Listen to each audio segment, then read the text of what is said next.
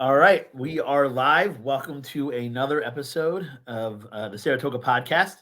Robin is taking the week off, but I'm here with my co-host Dan DiFederici. And Dan, there's some breaking news, if I understand right. There was a deceased individual found in the Vanderbilt housing terrace, I believe. I will read the police statement right now. Hold on one moment for me. So essentially, the Saratoga Springs Department is currently investigating a suspicious death. A suspicious death, I imagine that's a key word there, that occurred at the residence of Vanderbilt Terrace yesterday, February 6th. There is no threat to the public, and a person of interest has been located and is currently in custody. Dan, you are a ex-police officer. What do you take from this? Um, yeah, it's scant information, but you can start piecing things together there, it seems, right? Suspicious death, person in custody. In fact, they label that person a person of interest, but once they're in custody, they become a defendant or an arrestee or something more than a person of interest. So it seems like we're going to find out more, and this doesn't look good from a criminal justice perspective. This was clearly does not seem like a natural death, and maybe as far as a homicide, right? Yeah, again, for the layman and the way you broke it down, yeah, it seems like again a suspicious death and somebody in custody. Looks like somebody prematurely took somebody's life, but as the situation develops, we'll be sure to update people. Dan, I'm sure you do a great job of covering this stuff on the Saratoga Report. So I would recommend after this podcast tuning in there to follow what's going on with this late breaking homicide. Yeah, But besides okay. that, moving We on. don't know it's a homicide, but you start piecing that together. It seems it. And just real quick, the only thing I could really get from the police department was they may have more information this afternoon. So if there's a press conference or another news release, we could. Could even happen while we're going live here. We'll certainly do our best on Saratoga Report on the What's Going On Saratoga Facebook page. We'll get it out there. All right, moving on. There was a city council meeting last night. You watched it, Dan. We'll start where we always start with public comment. Anything stuck out with you with public comment? Because public comment is always noteworthy, right? It starts at the beginning, but there's always something. And yes, there was times. First of all, it was mostly respectful, vehement at times, but not out of hand. And I give credit to Mayor Safford. It was the first time, he's only been in a month and a half now, not even. And there were people that were going over their time, and he was firm about it. He was respectful, but firm. I should note, everybody that came up there, he noted the first words out of his mouth were, you are welcome here. And again, he means it when he says it. You don't feel empty when he says something like that. And I believe he means it.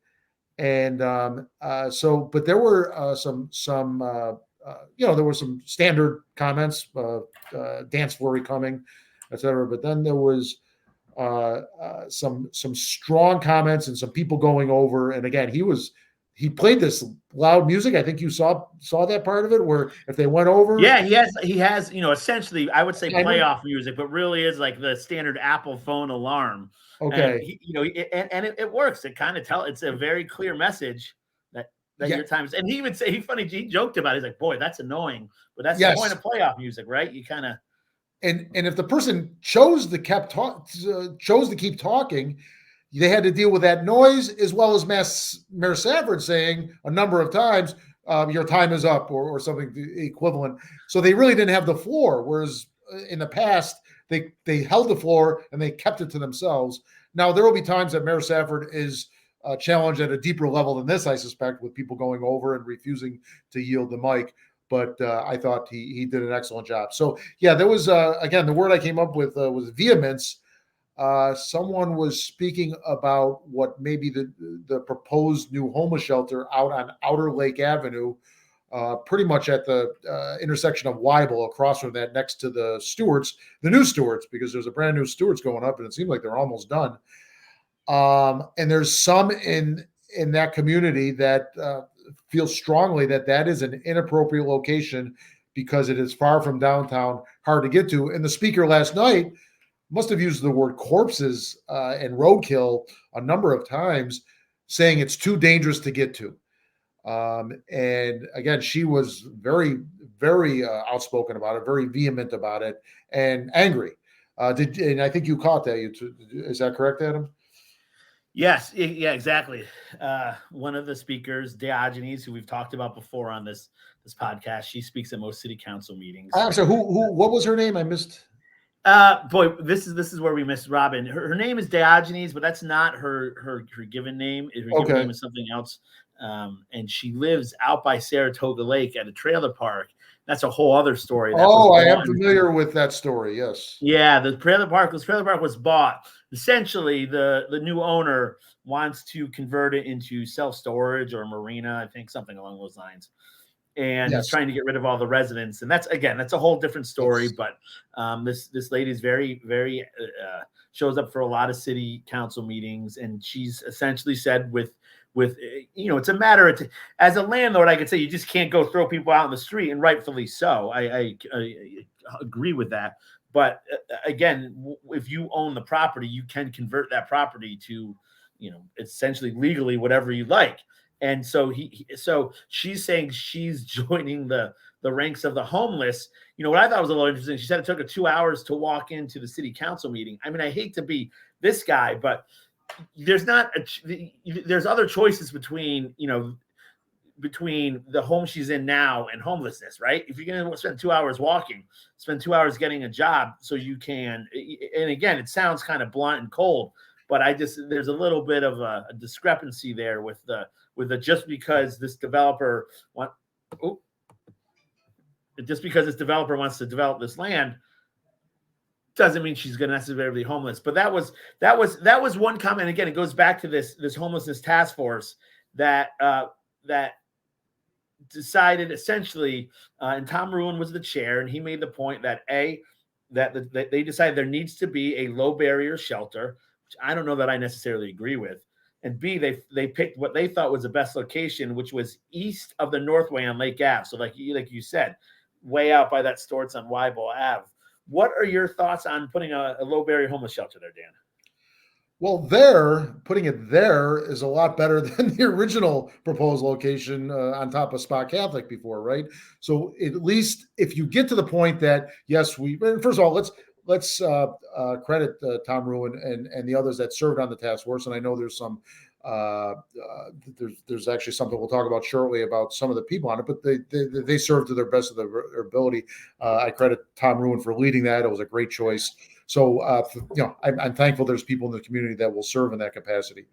And that location, notwithstanding the concerns that were said last night, and I think they're legitimate concerns, even if you have a bus route, even if you have rides going there, some people are going to maybe choose to walk at midnight, which could be dangerous. So it's less than perfect. But, perfect here is the enemy of the good, right? It couldn't be downtown. It couldn't be at the location that they proposed downtown at the former senior center. Ultimately, that was a decision that was made. I think it was a prudent decision. In fact, it was the only decision in my book. So we have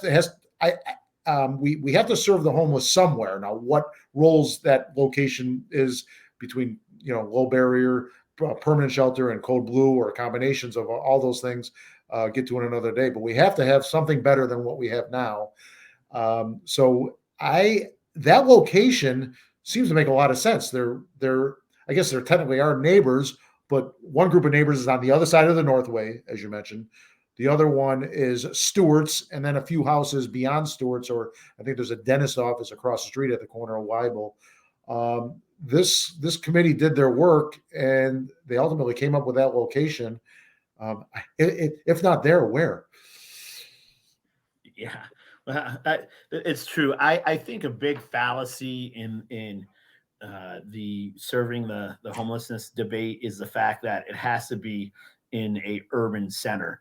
I think the especially a low barrier shelter, the mass of people are experience, or show antisocial behaviors. So they're not like we see with the Code Blue shelter downtown and the Rise on Adelphi Street, their shelter.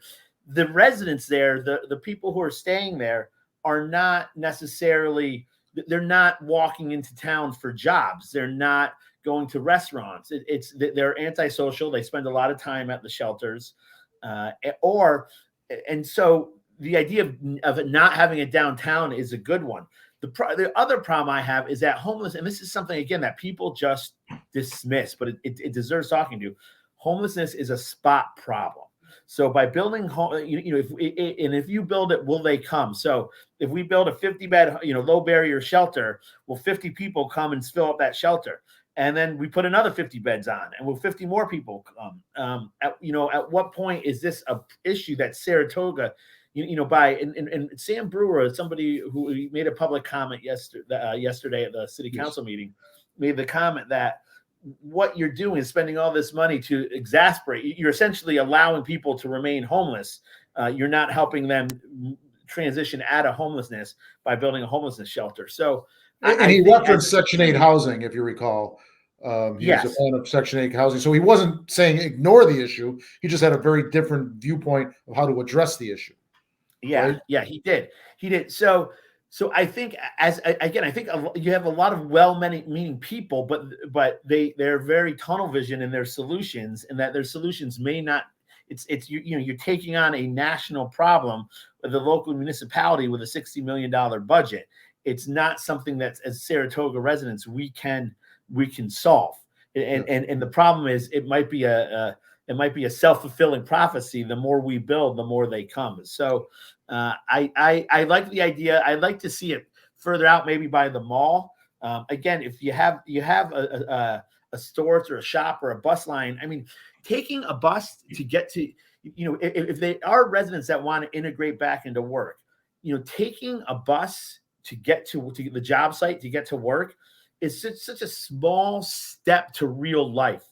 But it's a necessary step, and it's not something that if there are residents out there that want to start to transition back into a productive livelihood, I don't think asking them to take a bus to get to a job site to get to work is something that's astronomical. Or I know I had a guy working for me who was experienced homelessness from Ballston Spa, from a shelter there. And when he was good, he figured out ways to take the bus route, or he would ride a bike to get him from Ballston Spa to show up on the job site. When he was off, when he was bad, when he was having problems, I could have gotten him a hotel room next to the job site. He wouldn't have showed up on time, right? Mm-hmm. So the barrier was not his physical location compared to the job site. It was mentally where he was at. And the other issue, again, we heard a speaker talk about they were returning to their house, to their apartment building on Broadway, and in their vestibule, they were assaulted. And that was confirmed by the Commissioner of Public Safety, Tim Colt, who had happened. He also talked about how Seneca Restaurant had a disturbance with a homeless person who brandished a knife and caused some mayhem there. So I think focusing the homeless population, I like the idea. It's not in town, not in the urban center. I actually like to see it a little farther away, and also in conjunction with the county and other municipalities, because as a city, we can build all these things. And what do we do when they filled up? We keep building them. Yeah, we do have a comment, Adam. I'm going to post it in a second here. And I want to get back to what you talked about the speaker last night. The 2 inches. So Bill S., keep in mind, this is just the beginning. For years, the homeless in Saratoga has been largely ignored. Now it's being addressed. I think patience is key right now. Bill, thank you for that very measured comment. Adam, I want to get back to what you said. So yes, there was a speaker last night, and he told two different stories, both apparently about homeless people. He was assaulted apparently late at night in the vestibule of his apartment building by a homeless person. I think that's been confirmed. And then he segued into, and by the way, there was a homeless person at Seneca Restaurant who damaged the bathroom. And now the knife part of it, Adam, I doing some follow-up phone calls this morning.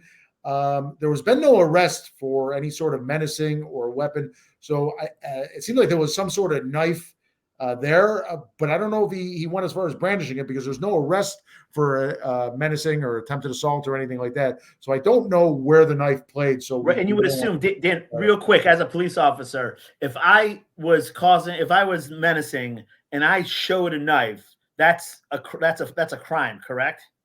If you're showing the knife in a threatening manner to raise a reasonable fear in the person that you're showing to, or many other weapons, that would be menacing. But there has been no arrest. That subject was arrested, but not for anything weapon related, including menacing. So it could be pending. I don't know, but I think the facts are not fully fleshed out on that portion of the criminal justice charges.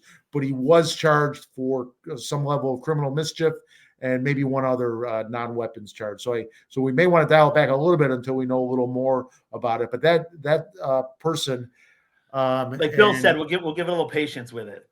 I know I heard the name, but I don't have it handy right now. But that person spoke. So again, Bill, thank you for the comment. I'm going to see if I can take that down. Yeah, and I just want to add to that. I am closely associated with the business downtown, and it's located close to a couple shelters right now. And we had an incident Sunday night where we had a homeless man come in and act in you want to use the right words because they were certainly intimidating and threatening without threatening one of our retail sales agents, and had her essentially cornered, and she felt extremely scared. But she had her phone on her, but she couldn't, without. That's why police have codes, right? 1020, because you can't really say, this crazy guy is in front of me right now. I'm scared for my life. Please send help. So she was texting, and then she called the sheriff's department. She was texting somebody who was called the Saratoga Police 911, and the Saratoga Police essentially said, "We're out on other calls right now. We can't help you."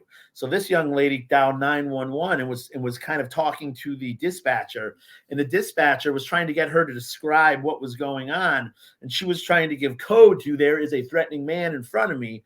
And the dispatcher, I don't know if the dispatcher wasn't picking up on what she was saying, but the dispatcher, and normally when this happens, we've had people accidentally dial 911 before, and the police, even if they'll call back and you'll say everything's fine, but they'll still show up. There was zero follow-up by the sheriff because if I'm correct, the 911 calls from Saratoga still go to the sheriff's office. Well, it turns out it was Sunday night, and there was a bomb threat at the Casino Racino. So that's supposed to be all the units there. But, in the meantime, you have these homeless shelters downtown, and these incidents continue to happen. And again, serving a large portion, my belief for how to deal with, low income housing and the homeless population is disperse it throughout the community. Don't concentrate it. And that's what we've kind of done right now in South Broadway between the Shelters of Saratoga building and the Code Blue, is that it's the homelessness population is concentrated very close to our city core. And boy, as much as you want to say they just want a home, they just want a warm place to sleep, it's true. There still is a risk to the community when you put facilities like that in the middle. Let me acknowledge that. And I'm always, well, not always, but I like to think I'm down the middle quite often, which means everyone hates me or hates my opinion. But in this case, I never want to overhype or overplay anything that could be a stereotype or something about the homeless. At the same time, I'll be damned if I'm going to let people say nothing to see here. It's all stereotype.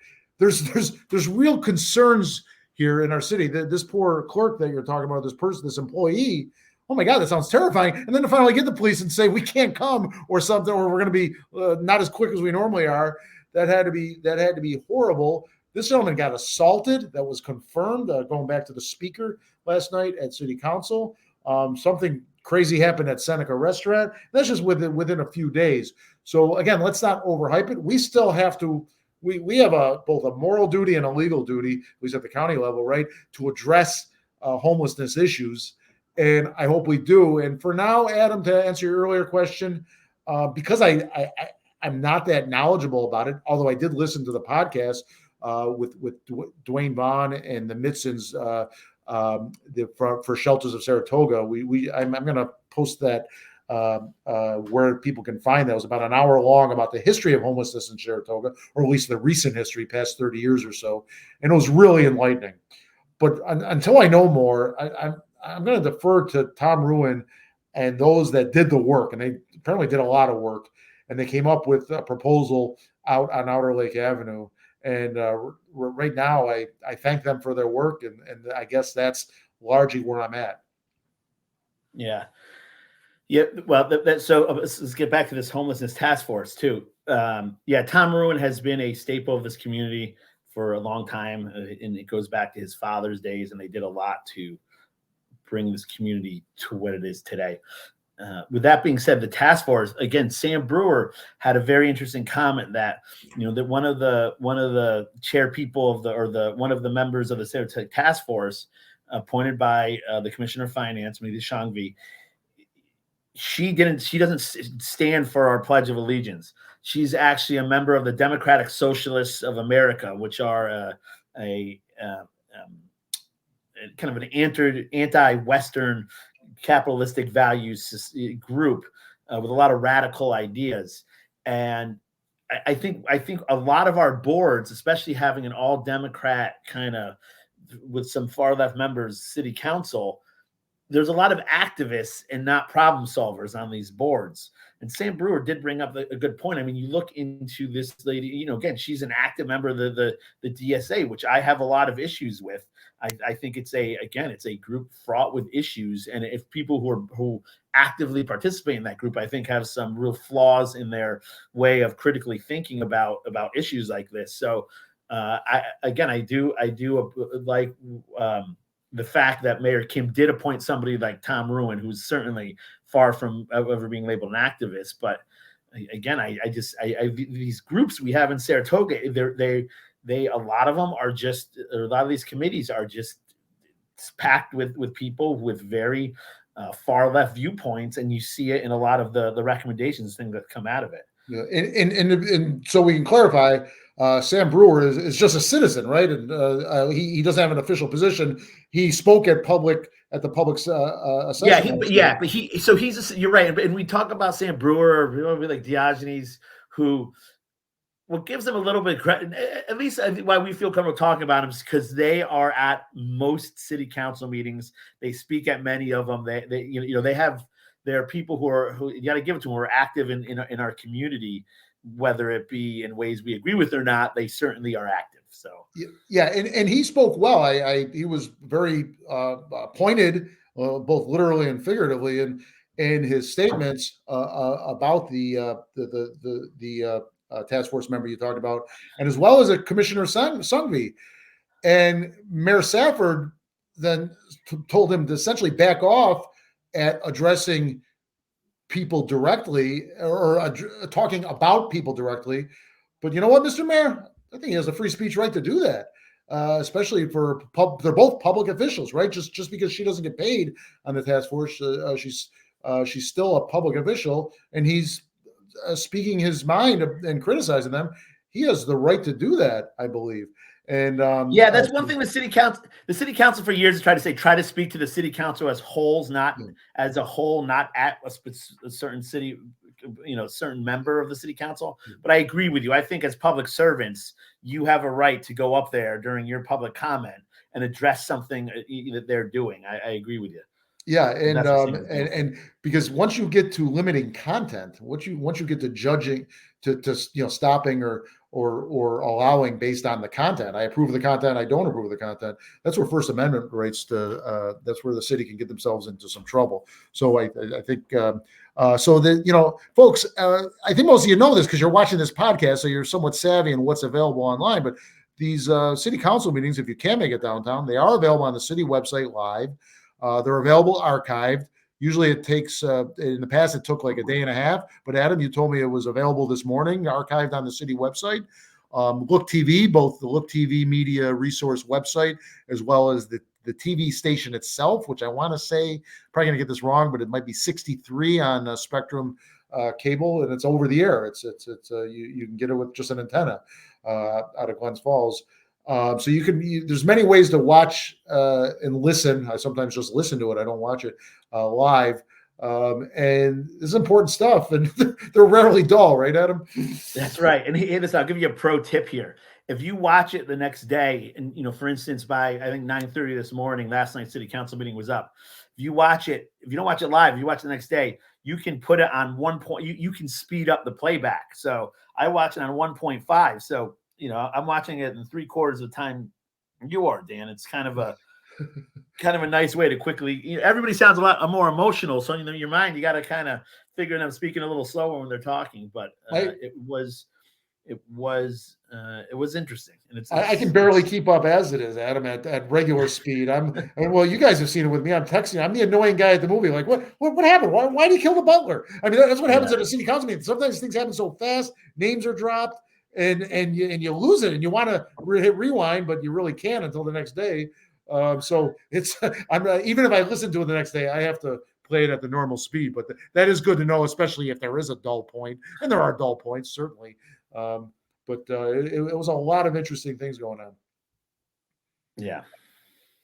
In fact, let's talk about a couple of those things. Not as vehement as some of the things we talked about now, but we have a changed an amended city ordinance regarding leaves and grass, and to a lot of homeowners, this is going to be important, right? Yeah. I saw this on Saratoga Report, Dan. So I want you, you reported on it. Tell us exactly what this is, because you're right, changes how we leave our crap on the front yard there. Yes, the Commissioner Jason Golub introduced a motion to change the city code regarding bagged leaves and grass and items of the type. He had a few different changes on it, but the salient change that to a homeowner that rakes leaves or has grass clippings is you can no longer just pile it at the curb loosely. You can't just put a pile of leaves like you used to. You can't just put a pile of grass like you used to. It has to be either bagged in a plastic bag or in a container or a receptacle. And I wasn't on my game. I would have had that to post it here, but it's redlined and a little bit confusing. But that is the main difference. It passed unanimously.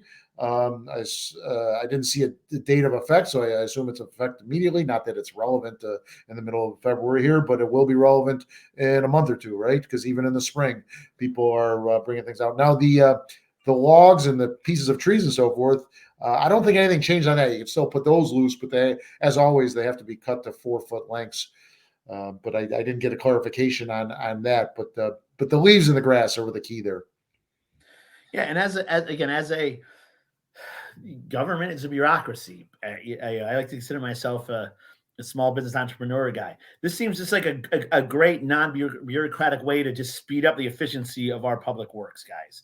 Right? Because if there's leaves everywhere, they got to get that big tractor with the claw on the front and finish raking them up, and it just seems like this is going to be much more efficient. Where they come by, they throw the bags in the truck, and they go. And again, ultimately, the more efficient that city government runs, the more savings there are to the taxpayer. So, Commissioner Golub, great idea, and efficient and effective, because Commissioner Golub pointed out that because of this, we can now extend the paving season. Because apparently the same people that were paving and were the same ones doing this, so they can't do two things at once. So you're right. That probably, is it an inconvenience that I like? I didn't pile it up loosely too often. I did more often bag it than not. But was it convenient? Yeah. So I'll live with it. Yeah. It also too, like sometimes I'll put it in bags and then my neighbor won't, and you'll be like, damn it, that's going to end up in my yard. Yeah, a good wind wind makes a nice pile suddenly everywhere. Exactly. And also some good news. Oh, sorry, you were going somewhere. I think I was going to the same place you were. The good news with well, go. Why don't you say some upbeat news regarding a beloved? Yeah, exactly. So yeah, the music hall. Anthony Skip Scirocco, who was our commissioner of public works for years, I believe he started out a dog catcher. They're going to name the music hall after him. Correct, Dan? Correct, which is totally appropriate for two reasons. One, I don't know if I knew this all along. He was a lifelong musician, so the music hall that apropos. But also, he was the one that was in charge of refurbishing the music hall after I think it was a lightning strike and a fire that took like 2 years at least to to finally open back up and fix, right? Yeah. So He was integral in that part. So the ceremony is going to happen on the 29th of February, which was his birthday, and it's good to see politics be put aside and the city kind of come together, and whether you're Democrat, Republican, somebody who serves this city for that long, I think deserves a little immortality in the city. So I'm happy that's happening, and good for him and his family. Yeah, me too. And I didn't know him well, but I did interact with him a few times, and he certainly was a masterful politician and public service official. The public works as it does now, but it was certainly in his several terms was really active and effective. I don't recall complaints. I never had a complaint. I would call about an issue and they'd be right on it. And he was just a wonderful human being, from what I understand. Yeah.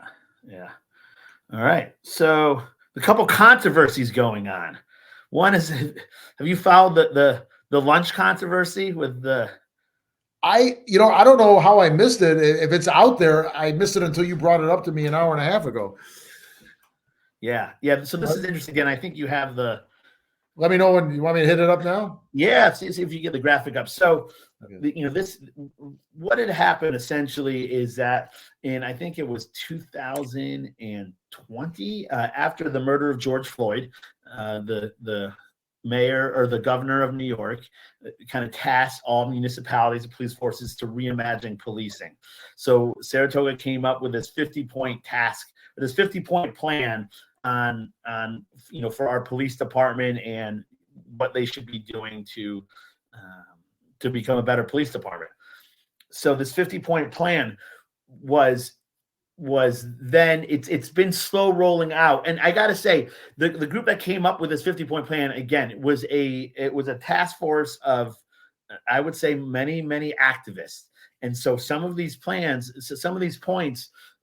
weren't legal to do, were impossible to do. Like, for instance, I think one of it was to keep, state law enforcement out of the city or something along those lines, which a municipality can't. We can't tell New York State Police they can't come in. That's just not how the government works. But it was slow rolling out, and for multiple reasons. And so the city, and this is a big issue I have. The city spent $75,000 on consultants to come in to take inventory of where we're at on this police reform task force 50-point plan. The first issue I have with that is that a lot of this, if you look, the Republicans nationally have a problem with the big lie, and that big lie is the election was stolen, and that nothing points to say that's fact. Nothing gives that any truth except the de facto leader of the Republican Party, Donald Trump, spewing off on it.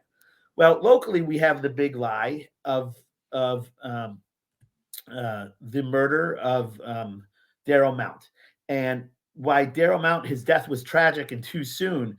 A lot of the far left in the city perpetuated this myth that the Saratoga police were racist and were part of the death of Darryl Mount. And they use the word murder quite often. What's that? They use the word murder quite often, which was exactly. Exactly. That's exactly right. And because of that, the reaction of this city, spending 75. You have to understand, our taxes have consistently gone up the last 2 years. Our property taxes, and we're spending $75,000 on a consultant group from Virginia to come in and take inventory of a 50-point plan that's fraught with some issues to begin with.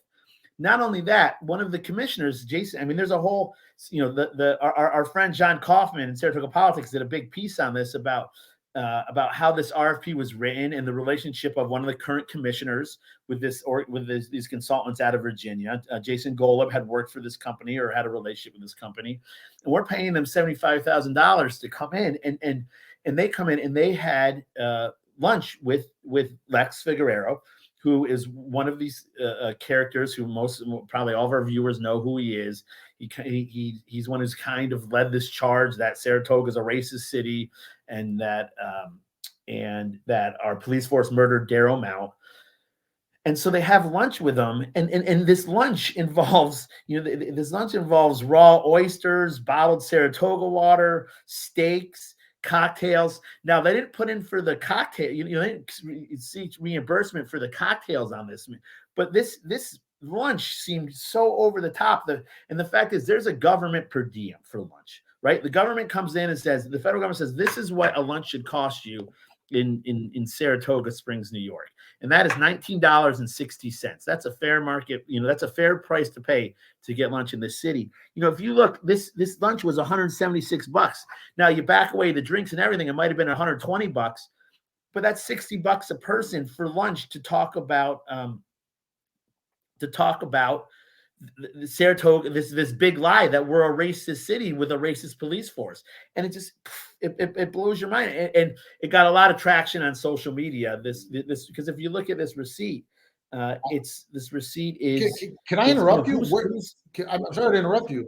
Where was this out there? I just, I'm searching deep and wide all the time. And until you brought it to my attention, I didn't see anything on this. So this receipt was submitted by the Beacon Group for reimbursement. No, I understand that. I mean, but was it on what's going on in Saratoga? Moving Saratoga Forward was the first people who. Okay. Okay. So Moving Saratoga, who again we have our issues with, but it's not to say that when they still sometimes get things early and report facts. They do. To their credit, they find, and I've been keeping a distance from them, but they do find things that long before anyone else finds them, or they will post things that maybe some other entities are unwilling to post. They often go way too far. That's why I keep my distance from them. They're sometimes terrible. Are terrible. I'll stay with that. Sorry, keep going, Adam. Yeah. So anyway, I think this pendulum. You had a lot of different things nationally going on 3 or 4 years ago, again, with the horrendous murder of George Floyd and the torture of the hands of police officers. You had, a kind of a Looney Tune president doing really kind of crazy. It just was, you had COVID. I mean, it just was, but the pendulum in this city swung so far left that we're spending $75,000 again, essentially for based on this big lie that Daryl Mount was murdered by our police officers. It was, and so now we're okay with going and invest in spending $75,000 for oysters and steaks. It's just, if you're doing these things and it's within the city purview and you're not raising taxes is one thing, but we continue to spend money, raise taxes. This has got to stop somewhere. This insanity has to stop. We have a comment on this. If I can interrupt you, Adam, let me remove that and add the comment from Dina Drink Henke. It was linked on the agenda. So I'm not sure what she means at this particular receipt or this receipt. Yeah. Okay. This seat was part of a broader bill. This was part of a broader bill where they billed us again. They billed the city $15,000 to take inventory of our 50-point plan, and $15,000 to take inventory of our 50-point plan. We don't have this. Saratoga is we have a small budget. We're not a giant municipality that has a large tax base. These expenditures add up, and ultimately what you see continued, in the government, the term is raising revenues, right? That's what the politician will tell you. We need to raise well, the only way a government raises revenues is by taking your money. Right? They're just finding creative ways. That's all. It's taking your money. So when they raise revenue now, they charge for parking, which again, I'm not against, but I don't want my parking to be paying for oysters and steaks for lunch for anybody. Doesn't matter who you are, right? Some humility. Stick within the government GSA per diem. Dina, by the way, thank you for that comment and helping us out or helping me out. Believe it or not, Adam, I see it a little differently than you. Not completely at all. But when I was president of the Troopers PPA, I had an expense account, and I wined and dined a lot of people, including our own members. At the same, and I'm sure this is in their contract with the city that reasonable and necessary expenses We could question whether they were reasonable at the most expensive restaurant in town or one of the most, and we could question whether they're necessary. But it doesn't rise to the level of unseemly in my part. Imprudent to go to that restaurant when there's several others. I would agree. But I'm not as fired up maybe as you are. A bit of a shrug, like, oh, come on, folks, you had to do that. You had to go there, and like you said, oysters and so do I understand right? They paid for their own drinks, but then the food was reimbursed by the city. Did I catch that? They correct? paid for their own drinks, but the food was reimbursed in the city. And again, Dan, I love dissent. I wish we argued more about stuff because I think that's what makes it interesting. But when you have a government per diem, you have this is not me saying what it is. This is not you saying what it is. This is the federal government saying $19.60 is the appropriate amount you can pay for lunch in Saratoga. And you're more than double that to talk about something that again, I don't, this taking inventory of our 50-point plan that all kind of stemmed out of this big lie in Saratoga. For me, it just shows gross. This is not their money. It's not the commissioner's money. It's our money. And it shows a great neglect in how they choose to spend our money. Yeah. Again, I don't disagree with you. I'm dialed back in that the optics aren't good here. And Yeah. we need, if we're going to hire vendors, they need to make some, okay, this is a beautiful, expensive place that we're going to go on the city dime. Can you go to Cantina? Can you find somewhere middle of the road? I had a $12 turkey sandwich for lunch yesterday at Compton's. It was delicious. No, they could do a little better. I will use my tax dollars to get them somewhere better than Compton's. Actually, I love Compton's, but it's noisy in there. It's not a good place to do business. I'm not appalled.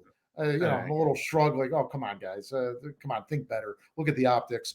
But I'm not. All right, well, let's talk about another controversy. Let's see if this appalls you. Yes, okay, this one might. Yeah, I don't know. Are you familiar with the Spring Street cat, Kane? From what I've read, nothing inside, I guess. Yes, and it's a bad story, right? I am. If the allegations are true and the person has not been convicted, I am appalled. Yeah. Go ahead. So on Spring Street, which is a this is where I live. It was a neighborhood cat. And we have Spring Street Deli close by, and this neighborhood cat, and like any loose, whenever you're letting your animal run loose through the neighborhood, you're going to have people who love that animal and people who are annoyed by that animal, right? It's just the nature of the beast, pardon the pun, but true. And so this cat Kane was going into Spring Street Deli, and it was an outdoor cat, and it was going to Spring Street Deli. So finally, the owner took the cat and drove the cat and left him at the animal shelter. Allegedly, right? It's because he's not. No. This is not allegedly. This is on video. Okay. Now the animal shelter was. Here's the problem. I think it was a Friday after 5 or whatever. It was after 5 on a very cold night, and the animal shelter was closed, and he still left the cat there. It's on video, and he actually stick to allegedly anyway until he gets convicted. Right. Let's cover our bases. Yeah, exactly. Right. Until it's proven, it's all allegedly. So this cat has now not been found. This has been weeks, this was a family pet that people are devastated at. And real quick, just because I've been it's been very active on my Facebook group. What's going on in Saratoga? It's been very active in the neighborhood. It is undefendable what this guy did, right? And you'll hear the argument like this, and this is an outdoor cat. He just brought it outdoors to the animal shelter. It's still animal cruelty, and this guy was charged as such. But there's a little issue I have, and this is hard to say. It's hard to just defend any of this with completely taking away a man's livelihood. And the reason I'm a little bit partial to this is that I know this man's family, but I grew up with his wife, and she's just a sweet lady.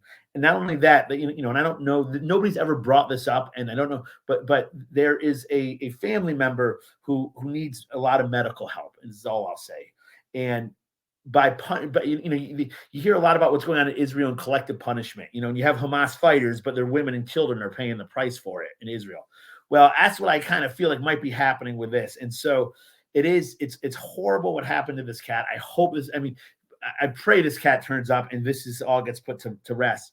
But but I don't know that we should shut Spring Street Deli down. I think it's still a valuable asset. This guy's going to pay a big price, and he is paying a price, and rightfully so. But it's one of these. The ramifications are large about taking away a man's livelihood. Yeah, I hate to see that. A, because I used to live right near Spring Street Deli myself, and B, it's a good business, and C, there's employees there that rely on paychecks from there as well that he's going to have to lay off if business remains down or they close ultimately. So that concerns me. At the same time, people do have the right to assert their feelings with their wallets, and that's what happened here. If he's if everything is true, because again I only know this everything second and third hand, he made a horrible mistake, and he is gonna pay for that. When you're a business owner or a politician, or in my case when I was a state trooper, you're in the public eye, and when you do things, if you think it's unfair or not, the reality is there's a much bigger microscope on you than the guy that works in a warehouse 20 miles away. And I'm not saying too bad, so sad, because what you're telling me, everything, especially about anything with his family, that's terrible. I feel awful. I wish it would go away. The issue, meaning, I hope it'd be great if they found the cat. Yeah, Kane, come home. Yeah, the neighborhood missed you, Kane. I feel terrible for everybody involved. Certainly the cat and the cat's family is kind of where I'm at. Again, if you hate me for bringing it down the middle, that's my honest thing. I'm not trying to be down the middle. That's where, in my old age, 20 years ago, I would have been pounding my fist on one side or the other. I guess I've got some wisdom in my gray hairs. All right. Well, I think that's all we got, Dan. Should we move to cheers and jeers? You got anything else? Yeah, Robin usually is. We miss Robin. She's got all the cheers and jeers. The cheers and jeers. And let me see. Oh, wait a minute. Look at Robin. She did that. Look at that. I'm a genius. You don't have a technological genius. I have a cheer. I have two cheers. One, the first cheer to you, Adam Israel, and your Facebook page, What's Going On Saratoga, because I saw this morning it reached 50,000 members. Applause. Wow. That is significant. I knew you were closing in on it, and I didn't know when you'd hit it. I knew you were hundreds away because you were at 49 point something. That is, What's Going On Saratoga. I find, because I search things for obviously Saratoga News, for Saratoga Report, and that's one of the key sites I go to. And I found out about the bomb threat long before the standard media outlets found it. That may not be but I found out about serious things happening in this community, whether it's breaking news or an ongoing story. So your site, I applaud it. My second one is Chowderfest is this weekend. And a double cheer for Chowderfest, and that the weather is looking stellar. It might even be too warm to enjoy chowder, but I'll take that problem any day, because I've done, and you've done, some miserable, frigid Chowderfest before. So I'll take 49 degrees for Chowderfest. I hope last night at the council meeting, Commissioner Dylan Moran said the estimate is 30,000 people, and he predicted it's going to go north of that. So that would be great. Obviously, we don't want gridlock in the city. We don't want so many problems, but it's generally gets a little crazier as it approaches 4:00, right? There's some people that have had plenty of drinks, but Chowderfest is great. So I cheer you, Adam. I cheer What's Going On Saratoga, and I'm cheering Chowderfest starts at 11 a.m. And it's not just downtown, folks. Let me give some love to the outlying area. There's a map on the Chowderfest website. I posted on Saratoga Report this morning of the places both downtown as well as on the outskirts, going as far as Ballston Spa and Malta, and maybe even Round Lake. That have it going on. Yeah, that's just like real quick on your two cheers. One, it was funny. I was talking. Our family owns the inn in Saratoga, and I was talking to the general manager there, and she says we do really well when the weather's awful. Because it's a place to go and park.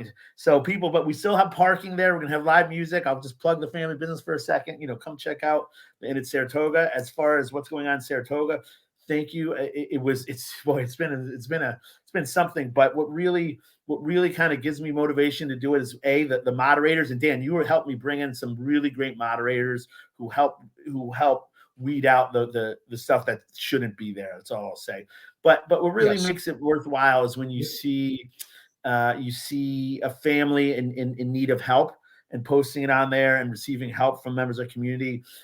Today there was a young, I believe it was a young gentleman who's moving into becoming a preacher and advertising church services. And if we can bring people closer to a call and closer to God, I think things like that really make it, or watching local businesses promote themselves and find new customers. It brings me great joy. So thank you to our 50,000 followers. As far as my cheers and jeers, first, my cheer, and this is kind of a funny one, is to somebody who I enjoy. He enjoy watching his show. He's known as the notorious JEW, Dr. Dreidel. He's head of the Jutang clan. Ben Shapiro, who had the #1 rap song in the world for like a week. Do you know who he is? No, I'm old, Adam. Ben Shapiro he's a conservative commentator, and he graduated from Harvard. Smart guy, young guy, very conservative. So he's very conservative, but he's very smart too. He doesn't push conspiracies. He's not a crazy right wing, but he's Jewish, wears a yarmulke, and he did a rap song with a guy named Tom McDonald, who's another conservative, very conservative rapper, self-promotion, his own label, and they rose to #1 in the charts and the #1 worldwide. So, and for him, it was kind of a joke, and he kind of liked that it was a joke, and so he called himself Dr. Dreidel, and so I just that's where I ran with that. So anyway, cheers to Ben Shapiro for being the #1 rapper in the world for a solid week. And then my jeers go to the police. And usually I'm very, I'm very pro police here. I appreciate them and what they do and how they put their lives on the line. But again, we had a young lady who was in trouble, who was doing her best to signal the police, and they couldn't be. We talked about this. They could appeal. I feel like even though there's a bomb threat at the casino, they still have a community they have to police. They can peel somebody off. Luckily, this ended with it didn't end tragically, but I also think that that they should have followed. They get a 911 call where it's clearly there's somebody's in duress. You got to follow up on it. You just can't. It just blows my mind they didn't. So did they ever respond? Did they ever respond to it? They never responded. That is a concern, right? That's a valid concern. It is. So for our law enforcement community, I'm still very appreciative of all you guys do, but look at what happened here and try to change it so in the future it doesn't happen again. But besides that, we miss Robin today. We'll most likely be back in a week. Then the following week is break, so I don't know what will be here, but we'll keep people posted on our Facebook page. Excellent. Adam, thanks. Folks, thanks for watching. Thanks for the 2 commenters. Adam, you want to close us out? You just did, but you have a sign off. Stay charming, Saratoga. Okay, thanks. All right, Dan.